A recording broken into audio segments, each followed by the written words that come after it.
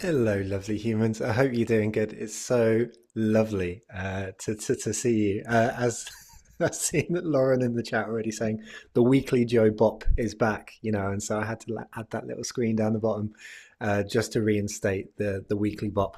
So thank you all so much for being here today. You're all absolute heroes. It's just so lovely.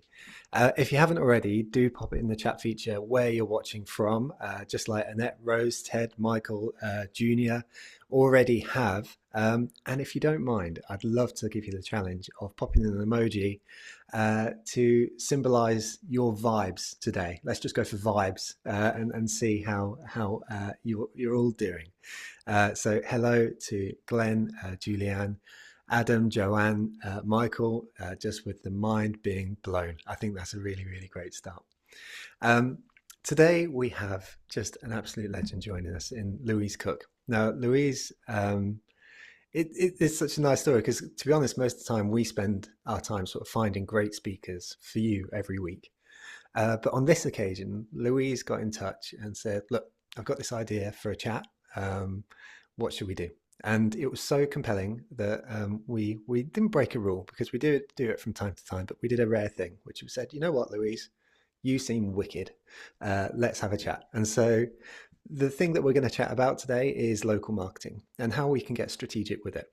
And I just love it because I don't think it's something that we speak about enough in sort of like marketing discourse, but inevitably it's something that so many of us are actually doing.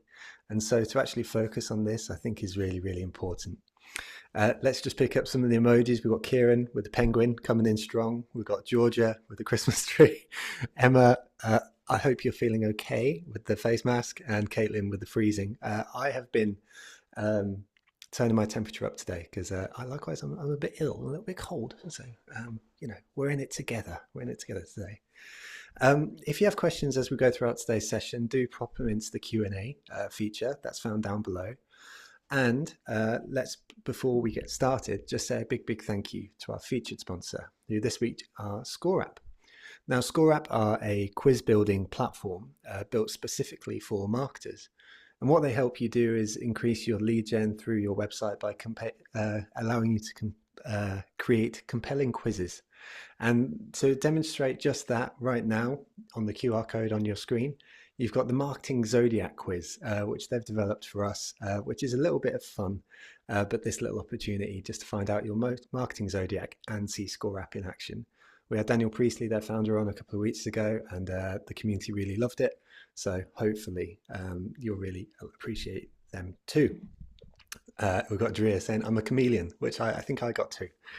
Also, a big thank you to Frontify, Exclaimer, Cambridge Marketing College, Planable, Redgate, and Storyblock. We'll speak about more of those on rotation as we go throughout the rest of the weeks with our final webinar of the year next week. So, introduction done. Louise, I'm just so excited to have you here because, like, even in the 10 minutes that we were chatting before, like, you just lifted me. So thank you. I guess the best way to introduce you to the community is just to ask you to introduce yourself a little bit and give a bit of background to yourself and why you ended up caring about local marketing specifically. Brilliant. Thanks, Joe. It's such a pleasure to be here, and thanks everyone who's dialed in. Everyone's got sunny weather. I'm very jealous. It's very grey and overcast here, so very chilly as well. But yeah, to kick off, so yes, I'm Louise Cooke. I'm a director at Louise Cooke Consultancy, which I recently set up. So I've spent 13 years in consumer marketing, so working with some really, really brilliant brands. And as Joe said, through that time, it's absolutely brought my passion for local marketing to the forefront. So I worked with Papa John's for a number of years, who of course were a franchise. And then I also spent time working with Vets for Pets, who are a joint venture business, so slightly different business model, but again, really focused on the individual business owner. And then lastly, I spent working into Pets at Home, which is obviously a really large business. It's a FTSE 250. And that role was a much broader, integrated role, looking after all their in-store marketing, plus all the services they offered, and really finding that way to make that omni-channel and holistic experience the best it could be for the customer and the client. So that was a real challenge, which maybe we'll come on to later, about how you deliver something really meaningful when you're part of such a large juggernaut business. But reversing back to that time I spent with franchisees and joint venture partners, it was such a privilege working with hundreds and hundreds of different business owners. And they'd all have invested different amounts of money and they'd want different things from the businesses, and the business would be performing in different ways. And it was it was just a real privilege to be part of their business journey and really understand that, every pound they spent meant something to them. It meant a difference on whether their kids could go to university or not. And I think through that journey, I saw the real power of amazing local marketing, and it's so exciting to be able to talk about it today because it is a strategic decision how you do your local marketing. So yeah, I'm really excited to discuss that with Joe and have some great questions from you guys, and yeah, leave you with some great ideas. That's wicked. I love it. I mean, there is already so much to dive into because, like, when you're speaking to hundreds of people and to understand hundreds of businesses at once, that is wild as a challenge. But maybe we start off by defining local marketing, so everyone's sort of on the same page. So when you start speaking about this, what do you mean? Yeah, and it's a really interesting distinction. So the way that I consider local marketing is it can be really defined also by community and hyper-local authentic experience. And I think the role and narrative of what local marketing has massively changed. And I think that's interesting in itself. 10 years ago, local marketing was probably just demographic based or geolocation targeting. And you could argue as a business, oh, we have a local marketing strategy because we target our advertising in a hyper-local manner. And that's really the kind of the crux, I guess, of the conversation, and that how local marketing can be strategic. Not to necessarily jump to the point, I think there's two schools of thought. And for me, it's the discussion that local marketing can be your whole strategy. So if you think about the pyramid, if you like, really simple marketing, you can have your big national reach at the top, and then you could decide to take your strategy, your national strategy, and plug it in locally. You could argue that is local marketing. It's very tactical, and we can definitely discuss that later. And there are real benefits for some businesses doing that. My real passion and what I believe is so important for FY25 and moving forward, and especially in this world where community is everything, is really challenging yourself to build your strategy bottom up. So let's use one example. You could be a multi-site retailer, you could be a startup, you could be a service-led business, and you don't need a national strategy. By building those hyper-local pods and hubs, both in your communication, your content, your targeting, your knowledge, as some of its parts becomes the strategy. So you really invert the pyramid. And I think I have seen some real successes from businesses just being really bold, structuring themselves differently, and inverting the pyramid. So yeah, that's my position on local marketing. Absolutely is a strategic decision. It doesn't just have to be a tactical activation. Nice. I love that. And so I guess the obvious follow-on question to that then is how do you start making the choice to go local versus national? Because if it is a strategic decision, then there's a choice to be made.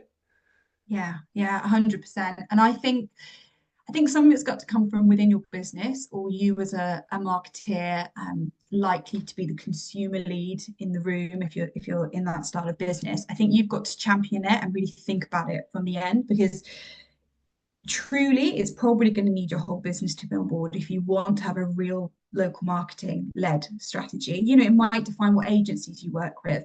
Agencies are brilliant, but their model, you cannot deliver hyper local paid digital through an agency, so you might have to have an in-house person. So I think number one is considering what's your role within the business, what's your position of influence, where's your business at in terms of change. If you're a startup and you're growing, have those strategic conversations now. You haven't bedded everything in. If you're a super established FTSE 250, you probably need to think about that.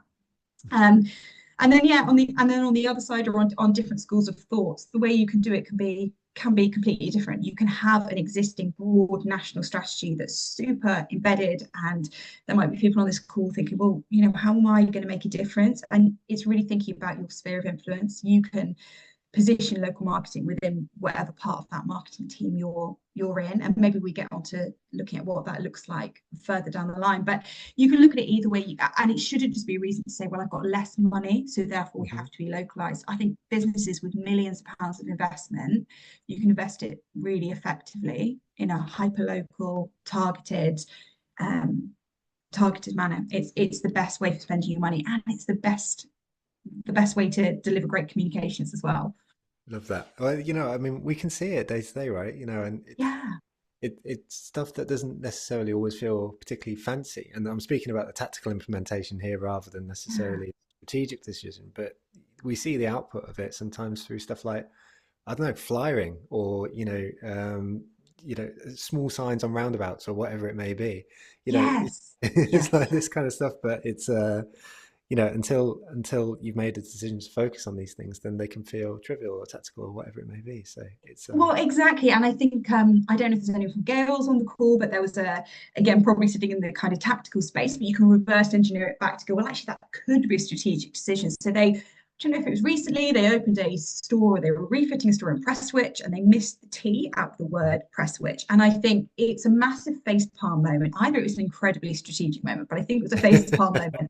We go, oh my goodness, like that is um, Joe, you and I were joking previously, where if one more person comes to me with a tagline that says, "We're in the heart of the community," I'm like, you have to show people you're at the heart of the community. You can't just say that. And this example of Gales, where they spelt the name of the town wrong, there's nothing localized or personalized about their marketing approach. It was literally a plug and play roll out vinyl.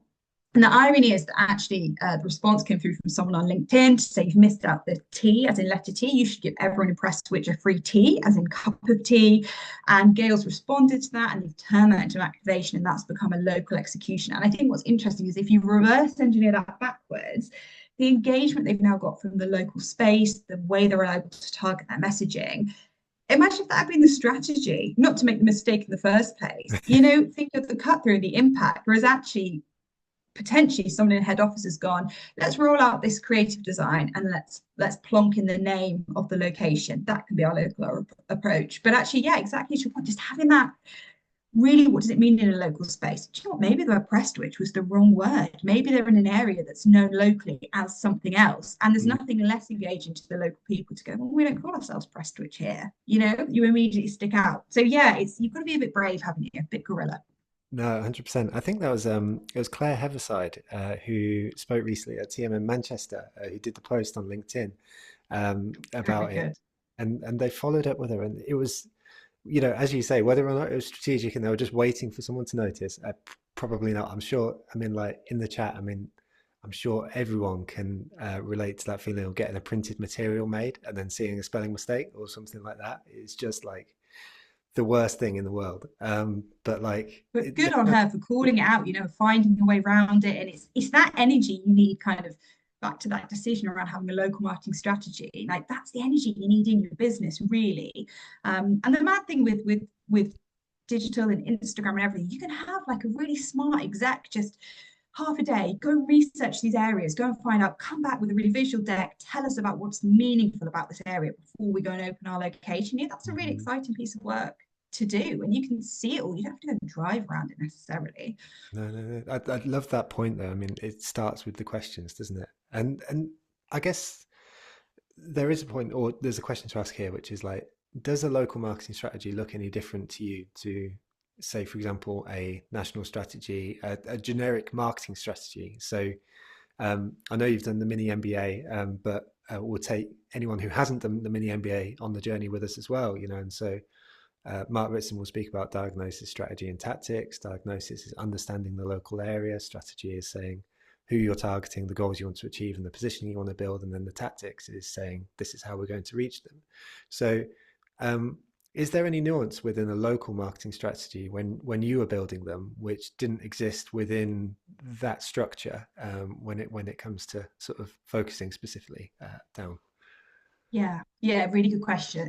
Yeah, and for anyone who hasn't done it, the mini marketing MBA is really good. It's very, very good. So if anyone hasn't done it, you should absolutely do it. Yeah, look, strategy is strategy is strategy, and I think as a purist, you would argue that's a challenge that you should be challenging to yourself, especially if you're not necessarily super comfortable in local marketing or it's something you've perceived you've always previously understood. I think you have to challenge yourself to say, am I building a local strategy or am I building local tactical activations? Right. Both are brilliant, but I think you just have to keep going round and around that circle with you because a strategy is a strategy, exactly to your point.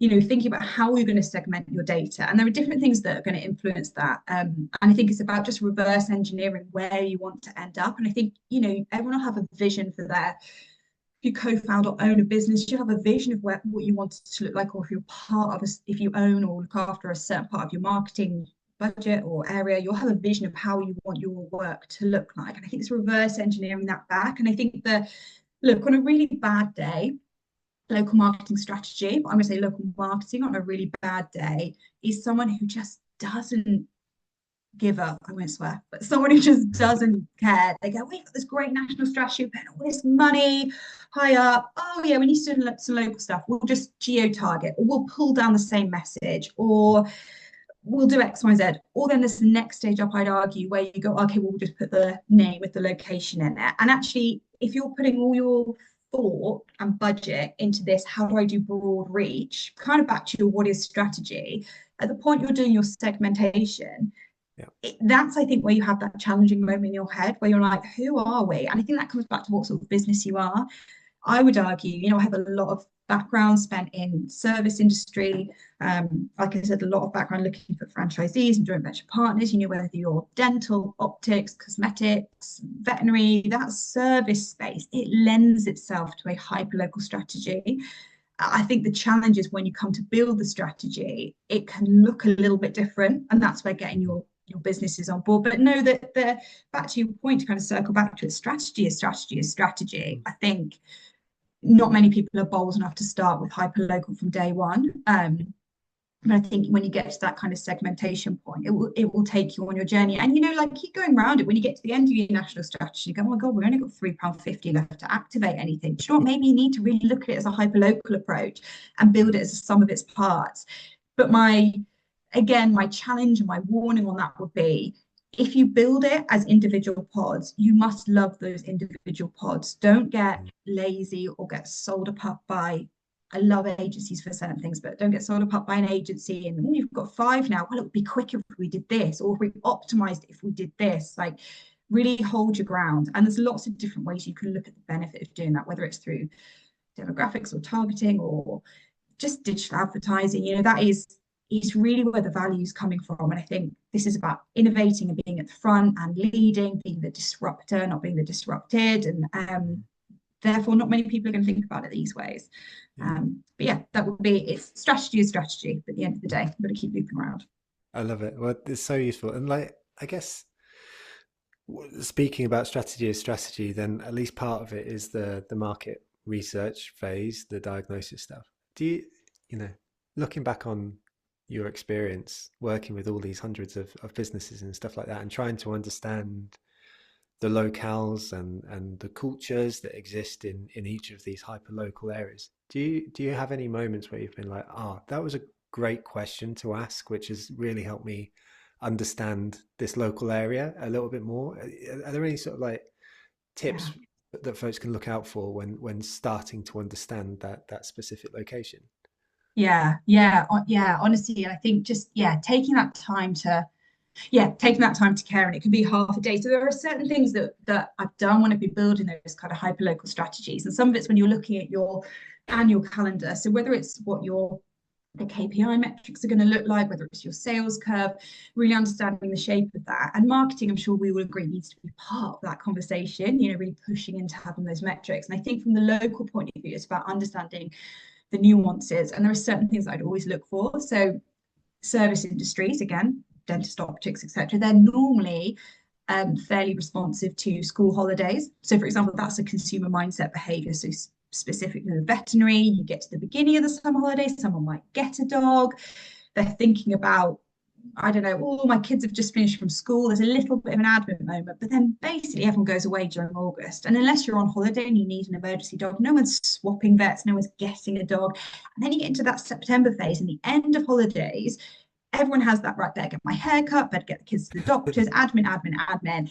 And that's really similar for like opticians or vets or dentists. And I think it's understanding that localized consumer mindset. So one thing would be, in your annual strategy, when you've got your big consumer moments that are happening in the space and how that's affecting your media spend, and you've got your annualized priorities, when you're starting to think about those localized moments, build in the school holidays, understand when the Mm. school holidays are in those areas, because especially, and even if you're running like a retail business, you're working at Pets at Home, those summer holidays really affect the consumer mindset, and they affect the mind of what the shopper's looking for, and it affects probably who's coming to the shop with them. So Pets at Home during the holidays, you see lots of people coming in with their kids, and that's a real opportunity to surprise, delight, increase dwell time.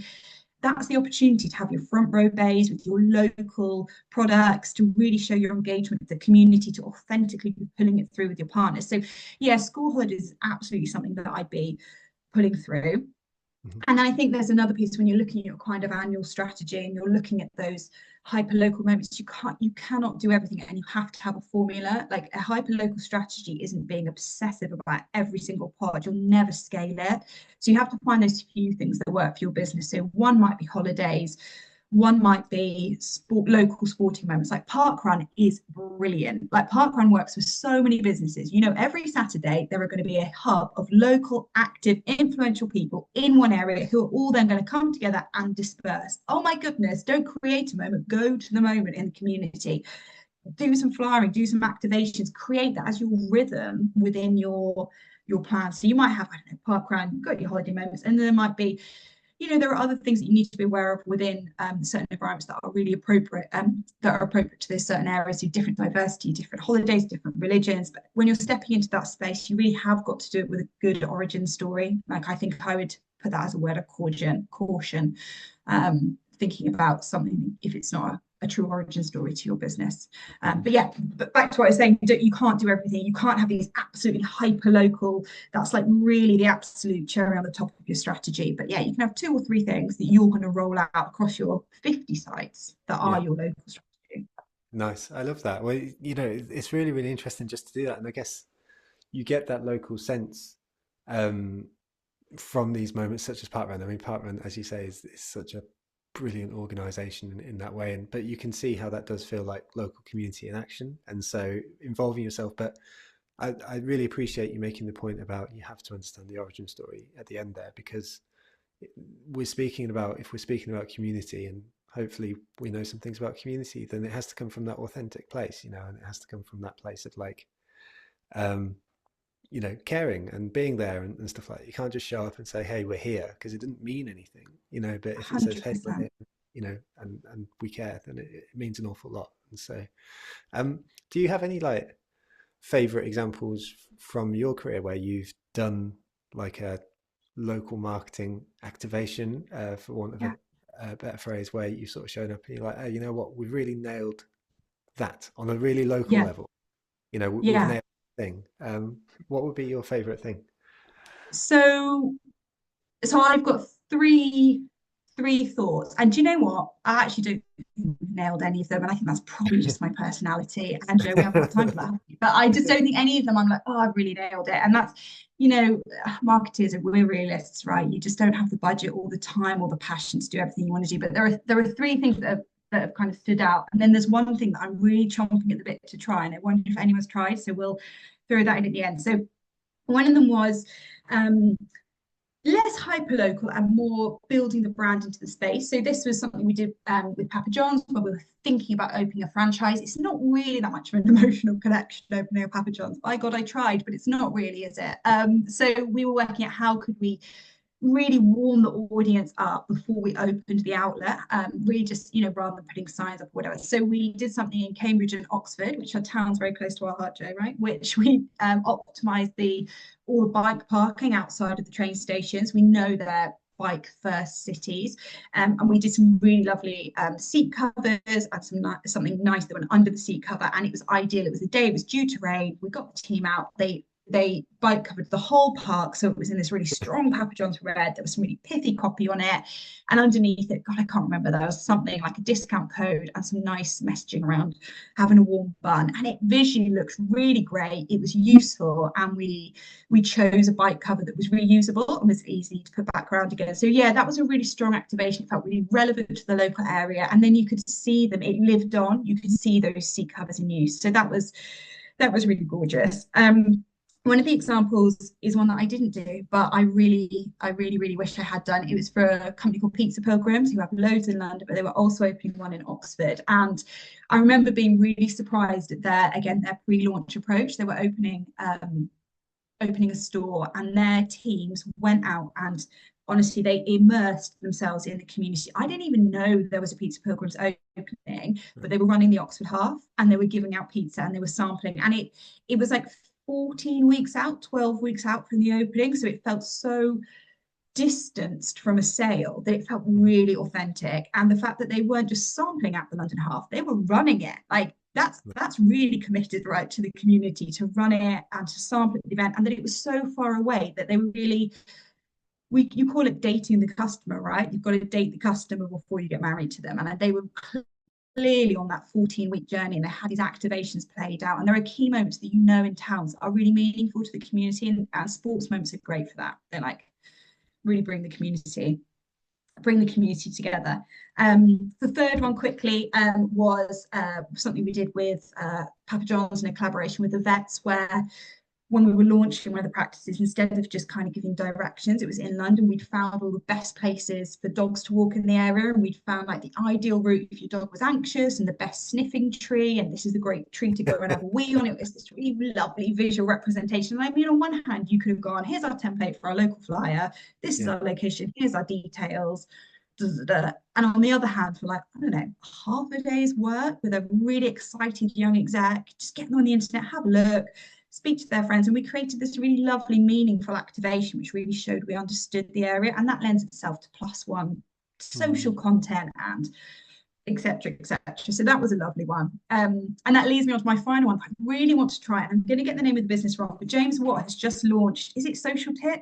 I think that's it, where his approach is that he just wants to change the face of user-generated content and influencers. So it's about community-led content. So as a brand, you can give whatever it is, like £5,000 that you would be given to influencers onto this platform, and that will be dispersed to true, it could be me, not me because my Instagram's terrible. It could be me on my account with my dog Hector or whatever, and I create an ad and I hashtag the brand in it, and they, through their AI tech, approve it, and I get 50 quid from it. But yeah, so I'm super interested to, it's quite early stages, but I'm super interested to know if anyone's trialed that, because it feels a really, community-led way. Let the community decide what content they make, who they respond to, rather than you working out who the best influencers are. So that's quite a long answer. There you go. No, If you know.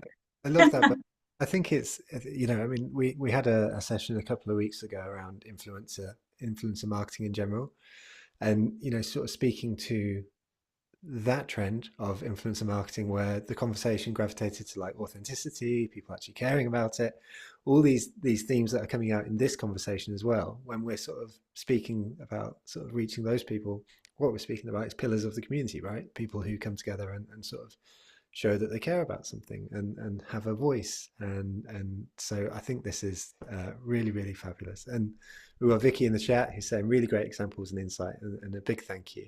And we've got Alan also saying, I love Pizza Pilgrims. Their home cook frying pan pizza recipe is brilliant, especially when your nearest branch is 200 miles away. And I don't think you get people using the word like love, as Alan did in the comment here, without sort of an understanding. Yes, A, the product is great, but also B, that they've shown up in a specific way to recognize the brand and not just sort of say, oh, I really like this frying pan pizza. Yeah. Becoming a true fan. Honestly, Alan, you'll have made someone's day at Pizza Pilgrims. Build fans, not customers, right? I think that was the founder of Metro Bank. But yeah, that's it, isn't it? You want, and it makes you so resilient to PR. It means then you're not competing against racing to the bottom on price. It's investing in community and that local strategy. It's going to make you resilient in 6 months' time when a competitor appears at the door. Yeah. Um, can I put a question to you from Cicely, who's come through the chat feature, which I think might be a lovely way to sort of just ground this sort of first part of the conversation and what we reflected on, and sort of work through your brain with the example that Cicely's given here. So the example is, the insurance broker I work for wants to create a local strategy to increase our awareness and client base in the town we're based in. So they're asking for any advice on what you could do here. So what's the starting point? So insurance broker, so possibly a bit B2B, want to do something more local. What's your starting point when you start thinking about going local? And it'll probably, I appreciate it'll repeat some of the stuff that you've already spoken through, but it might just bring it together really nicely. Honestly, it's so exciting. That it is music. You can tell I'm passionate about it. It's music to my ears. Like what a gift that an insurance broker wants to do that. Like A, how exciting, and B, bite their hand off. That is brilliant. And yeah, it is really relevant for B2B. A lot of my clients and customers are also B2B, and I find them fascinating. They come on board and you think, how is that going to be an exciting product? But it absolutely is. So if I was you, was it Sicily? You said if I Yeah, was I you, think so. I might have if butchered the I've said that wrong. pronunciation, so I'm really sorry. So Sorry if I've said that wrong. Sorry, but yeah. So if I was you, I would just do a really basic piece of work. I mean, you can sweat this for as long as you like, but the basic piece of work, I'd be really clear on your insurance brand's mission statement and be really clear on those pillars that ladder up to it. What are those 4 or 5 things that lead up to your North Star? And you're probably really clear on those from a national point of view. But then it helps to do the step underneath and go, what are the 2 or 3 things that give me the right to talk in that space? And the reason that's quite important for the local marketing is exactly in this B2B space, you might have something on value and price and family run and or whatever, blah, blah, blah, blah. And actually, then when you do the next step down and go, well, have I got the right to talk about these elements? 1, 2, 3. It will help you work out where your gaps are, and it will help you challenge your insurance brand to go, guys, you are corporate and inaccessible, and you make all these claims. You need to be X, Y, and Z. So that's a really good starting place, because exactly to the conversation we've been having, you can't really be what you're not, and you need to find out truly what you are, your origin story, your all go on that journey to change those things. If you want to be able to say those things locally, to know who you are, and then the fast follower I do is do your annual plan, get to know that local area. What are the things that happen in the local area? What are the holidays? What are the events? What are the key media moments? Go and look at some brands that have done it really well, even if they're not in your sector, right? Competitors are not competitors within your category. It's what consumers spend their time consuming outside of the category, right? Amazon is everyone's competitor, unfortunately. Everyone wants everything tomorrow. So do your annual plan, just a big old spreadsheet, and then take that reflection back and go, can I even put anything together organically? You're a marketer, you'll get excited about something, you'll start seeing things be put together, and then from that come up with like 2 or 3 things you're going to stand beside, and then do that strategic piece, go back around in a circle and truly build a strategy and really challenge yourself not to get into tactical activation. The flip side of it is, if they're not going to give you the space to do it, just go back and make sure that your targeting is really great, your messaging is really on brand, that you're speaking locally. It's not really to the heart of local strategy, but it will start you on that journey. So there you go. There's 3 bullets. nice. You That's have fab. that. Thank you. And again, I mean, maybe it's the person I am, but I just really picked up on that first point again. That sort of idea of being able to stand by the claims that you make, and like the stuff around like, because a lot of more local businesses, whether or not they ladder up to the sort of national campaigns, but particularly if they're just operating on that local area, probably do have some really great claims to make, for that local area. And so being able to back those up and sort of speak about them and then show up in that way as well, Or you they know. forget to say them. You're absolutely right. Some of the guys on this call probably work for much smaller businesses. And oh my goodness, so many of my clients they talk to, and I just spend 10 minutes like, tell me about yourself. And my jaw is just like, oh my God, this is absolute gold dust. But they just think like it happens a lot in veterinary, like everyday excellence. They're like, well, of course I just did that. Of course I worked out hours. Of course I've done this. And you think, oh my good, like it's my job to tell your story. And I mean, then you understand what your job is as a marketer, right, locally. But if you don't have the stories, it's yeah. But you can do it. We tried it at Papa John's. It's certainly easy when you're working with puppies at veterinary. It's easier. Thank you very much. Yeah, yeah. I think, yeah, I'm just going to agree with that. I have nothing to add.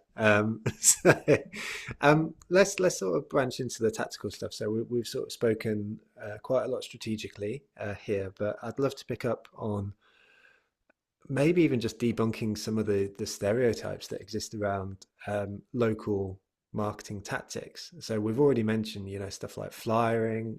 You've given some great examples with stuff like understanding Oxford and Cambridge. So you've got some covers made for bikes, in areas where there's lots of bikes. Do you have any fallbacks on tactical implementations when it comes to local marketing, where you're like, these are the tactics that I actually think are really effective when I have this local marketing mindset? Yeah. And feel free to push back and go, hell no, it's got to be unique, because that's kind of the point. And so, like, is there stuff that you found particularly effective that is worth checking out? Yeah. Yeah, I think so, and I don't think it should be unique. Like my experience is scaling and rolling out brands and doing hyper local or local on scale and making it net international. So absolutely, I think if you get to a point where something is so niche and cottage industry and hyper local, like that's not strategic. That's Mhm. really take a step back and go, what am I doing? Like, you need to build something which is templated in it, and I call it the local playbook. What's Mhm. your local playbook? What's your 5 pages? Boom, boom, boom, boom, boom. You're going to roll it out, and it's got set areas. So they're going to be nuanced. So, yeah, 100%. There are channels. It absolutely depends on the industry, but I think it comes back to, like I always think about them, layers of cake. Lovely thing to think about. So your bottom layer might be your PPC. So really making sure that those are appropriate for your local strategy, and it depends on your business. A service business, you're going to really dial down on dentist near me, X, Y, and Z, but really understand what search volume is happening in that local area. And then as you build it up, I think you then get to meaningful decisions around, okay, so I'm going to do some meta advertising. I'm going to geo target in this way, but I'm really going to think about the copy and the content. So this is where it comes back to, if it's a local strategy. If it's a local strategy, you're probably going to take your best performing organic content, which is probably created by one of your amazing fanatics, your customers, your clients, and you're going to serve that as your meta top of funnel advertising, if you like. That's probably what you're going to do. And then you're going to take your next level up and you get a bit more money and you go, okay, we'll do a bit of out of home. Okay, rather than picking a billboard, pick the most important bus stops in those areas and either put directional comms on it or really meaningful local communication on those areas. And then you kind of build up from there as you get a bit more money and a bit more money. And I think it's only when you get to the real top area that you get to those really hard to attribute.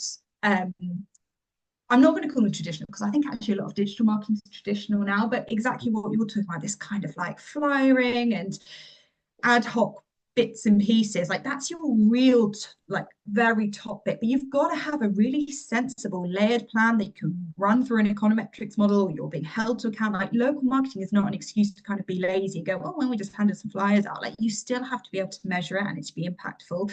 So yeah, I think it's similar channels that you use at a national scale, but it's thinking about how you do it hyper locally. And I think, again, anyone that works in cities or has got a national brand they're thinking about doing it, it's fascinating. The search volumes in Penrith, they used to joke like, the only thing I could do is spray paint a sheep. There's nothing up there. There is no search volume.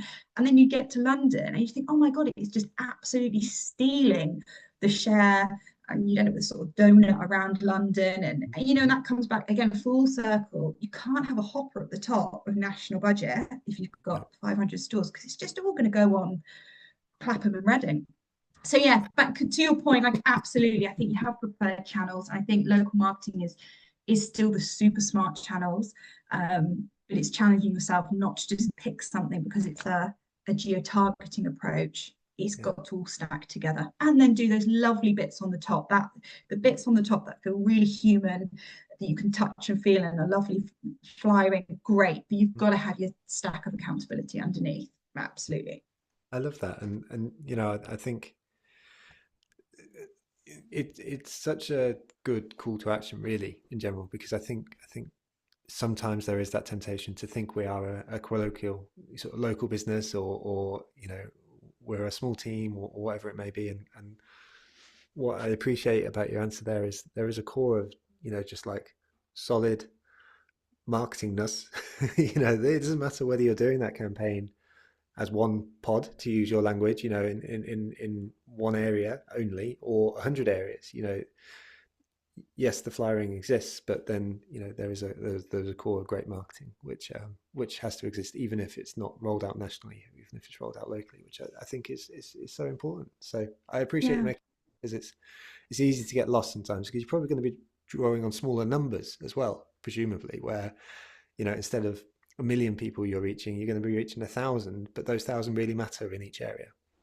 which exactly, Joe, honestly, like I had an experience, I think maybe 10, 12 years ago, whatever, where my role was local marketing, X, Y, Z, whatever. And I remember the national marketer at the time saying to me in like, I don't know, maybe a bit of a condescending way, like, oh yeah, I started in national marketing, but now I do TV. And I Right. remember thinking at the time, like, okay, well, maybe I'm never going to do TV. And I think actually when you kind of run up and down the ladder and you sort of kind of done it all and you're a true marketing generalist, I think the world has turned. Like we are not where we were 12 years ago. And exactly to your point, Joe, like if you have the word local marketing in your title or you're putting a local marketing strategy for, it is not lesser, it is not secondary. Like you Mm. are as skilled and as accountable as any other marketer. If anything, you're a better marketer because you can't hide from anything. You're creating a super exposed strategy, you know, and I think that's, yeah, that would be my, I guess, gift of confidence to anyone that's kind of in this local space. Like you're a brilliant marketer. Like it is not a lesser strategy. It's more important. And brands and businesses that do this are going to survive the next 5 years. You know, post COVID,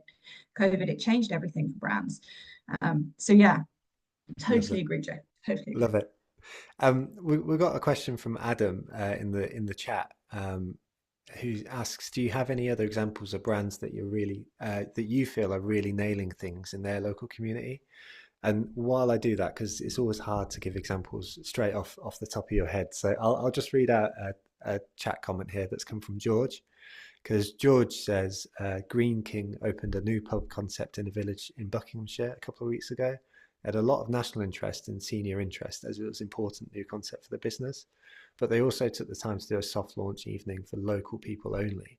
It was a huge success with the locals loving the event and loving the new concept. So again, just speaking to what you've been speaking to, Louise, here, a large organisation, but they've really taken the time to value and understand the locals, make it about the locals, and therefore it's been a success. Do you Yeah. have any other examples? Because they're always hard in these situations where it's like, do you have any examples? Yeah, Like, do you have any examples? Do you know? Yeah, do you know what's really funny about the Green King comment?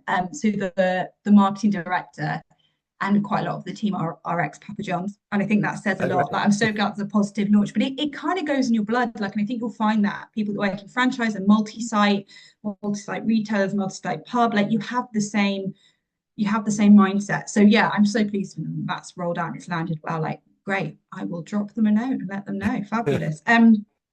Yeah, thank you for the time. I appreciate that. Do you know what? I've That's it. actually got probably a flip of the answer, which is quite unhelpful. Some examples of maybe brands that aren't doing it very well, and I'm not gonna like call out the name because it's none of this is about naming and shaming. I think really think about your. There are some brands on social media at the moment that are doing quite a lot of guerrilla stunts where they kind of go around sticking up QR codes Mm, and driving people to the websites. And I think you need to think about that, that it's maybe going to drive interest, really check whether it's in line with your brand recommendation. But it's probably not going to convert anyone. And is it meaningful? So I think that kind of like, I would challenge, is that community or is that just generating content? So I think really, really think about that. I think there's some really interesting content generating brands on social media where they're creating content and it's not so close cut that you can't see the context of where it's filmed. Like people want to see and feel themselves in the content. So mm, my tip or advice would be, if you're going out and doing these vox pops or anything like that, they're really popular. It's great content at the moment on organic or paid channels. Do it in a space that the local people see and understand. Do it near a landmark or do it in a park that everyone understands. And don't cut it in such a way that people can't see the background environment to it. So no, that's not a plethora of brilliant examples, but there are some great brands out there that are doing it. I think just really, again, back to that, is it strategy or is it tactical? There are some other brands that won't be named in the retail space that are quite aggressive. They're kind of chasers in the retail space and they're being quite aggressive against the leaders. And it's kind of, I just feel like these two brands are having like a bit of a fight and sending digital vans to each other's retail parks. And I feel like consumers are just sitting back going, yeah, we don't really care. Like, that's not really meaningful to us that you've parked a van in the local area. Like you guys just finish your argument and we'll go and work out where the best consumer service is. So I think, again, it's like taking that step back and it's almost local strategy, local tactical activation, and then you've got your local kind of guerrilla exciting, what's our response going to be? And do you know what the answer of all of this? And it's the answer for all marketing. Like, be planful, be mindful, get your strategy planned in advance, and like really think about, is that actually what you want to do? Because everyone's super busy. And do clients care? Back to with Alan or whoever was like absolute fan of Pizza Pilgrim. So they're going to think, oh my gosh, what an amazing brand that they sent a digital script. Like they're just not going to care, are they? Mm. Um, so yeah, it's interesting. And like I think I spend some time like scrolling through Instagram or looking at these brands and having a critical eye because sometimes knowing what you don't want to do helps you work out what you do want to do. Yeah, for sure. No, I appreciate that. So there's so much validity in calling those things out, as well as you also, gave a very positive answer there as well about cropping out. But it struck me that you can be performatively local, and this is a point that's already been made in this chat, so I'm not adding particularly, but if you're being performatively local or doing the things such as parking up in someone's car park, it's for the socials, it's not for the people, and there's Correct. something. Yes, love exactly. Yes. Um, um, I Yeah. want to just highlight in the chat here because I don't think we'll answer this question specifically, but maybe the community can help Bex in the chat here. So Bex has asked, do you have any examples of charities that do local marketing well? So if anyone in the chat can help Bex out with some examples, because I think charities is something that is so locally important. So if anyone's got any examples of where you live or nearby, then please do contribute because I think that will be uh, really helpful for Bex, a member of our community. So we'll go there. Um, can we just speak about the laddering? Because I think a lot of my sort of questioning has sort of been like, again, to use your language, like pod specific, so location specific. We're doing this in one place. But one of the things that we wanted to cover in today's session was that inversion of the pyramid, where we're starting from one and then we're sort of spreading it out to 100 or 200 or whatever. So how do we begin to start to think like that? I mean, we've covered a lot here, but what does that start to look like as a strategic choice to ladder up from that one to Yeah. 100? Yeah. So I guess the laddering up is one question, like how do you grow a business and how do you scale it out? And I guess the how do you align your local and your national? And I do feel strongly that you need to have your overall strategy. But if you're going to do both, even if it's a local first strategy that then grows arms and legs, I think for me the key thing on that is a sync plan, like an aligned plan. So make sure that when you're landing your activity, that's the whole point of hyperlocal or local strategic marketing. If you have 40 stores or whatever it might be, and they all take similar actions at similar times or similar responses, but with the local nuance, plus they have the 10% of time to do whatever is relevant for their community, it builds up to the sum of its parts. Mm-hmm. You can then decide to put like a mothership or a halo over the top if you want to like really scoop up the branding. And I think again, when you come to doing your annual planning, it's really about just looking at what you're aligning and what you're syncing together. I mean, it would be brilliant if you could build a brand on just 40, 50, 150 sites. It's very difficult because actually agencies, just their models don't work and you have to really commit to having an in-house team to do that. So you do end up with needing to maybe have a balance. The reality is having this very purist local marketing strategy kind of works to a certain scale and then maybe you sell or whatever and it's just not scalable anymore.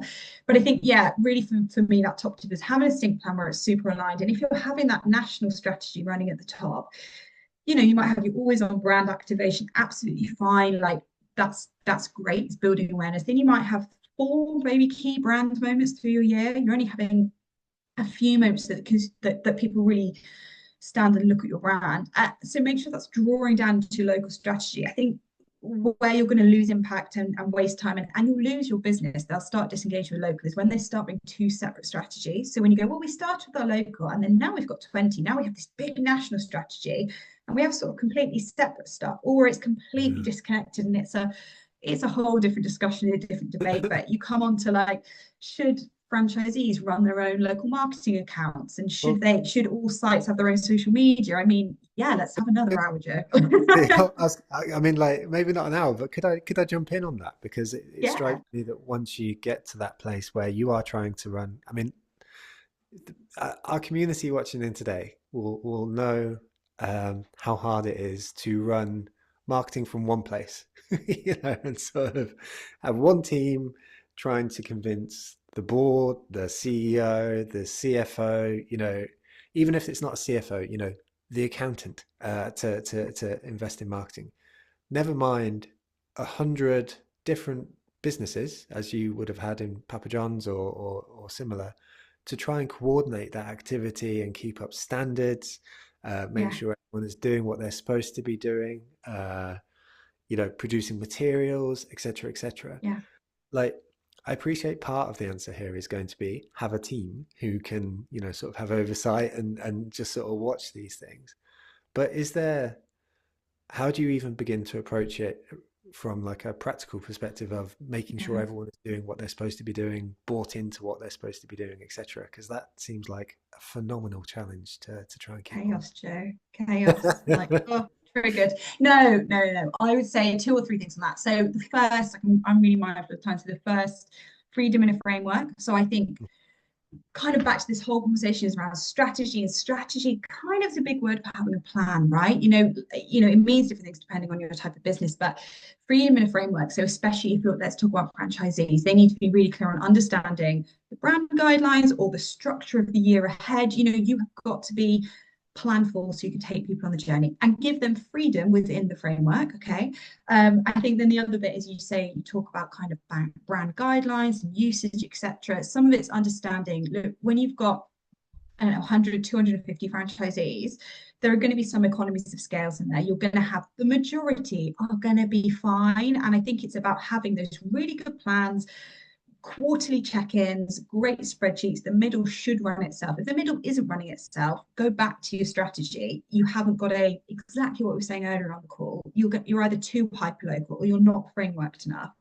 And then you end up with your laggers and your leaders and your new growth opportunities, right? So really you spend most of your time going, here's our annual local strategy.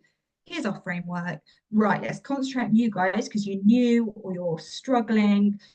Here's your plans, but not completely separate. They have got to jigsaw in. And if they don't jigsaw in, you shouldn't be able to read them. They are out to each other. And then you guys, you're really big. How do we make bigger? And then we've got these exciting openers. And then it's a bit of a hive mindset. That's where, yeah, some of it is about recruiting more people. But Papa John's, like, I am definitely not a superhero, but I did 250 by myself, and then we brought an exec on board. And in a way, it's a really good challenge. Like, startups do it. Like, just be smart. And the more people you bring in, the more nuances you're going to get. So honestly, you can get a really long way with spreadsheets and organization, and being structured. Nice. I Freedom love in a it. framework. I think you're That's the describing why I would be terrible at your job, Louise. But it's just, well, I don't do it anymore, so I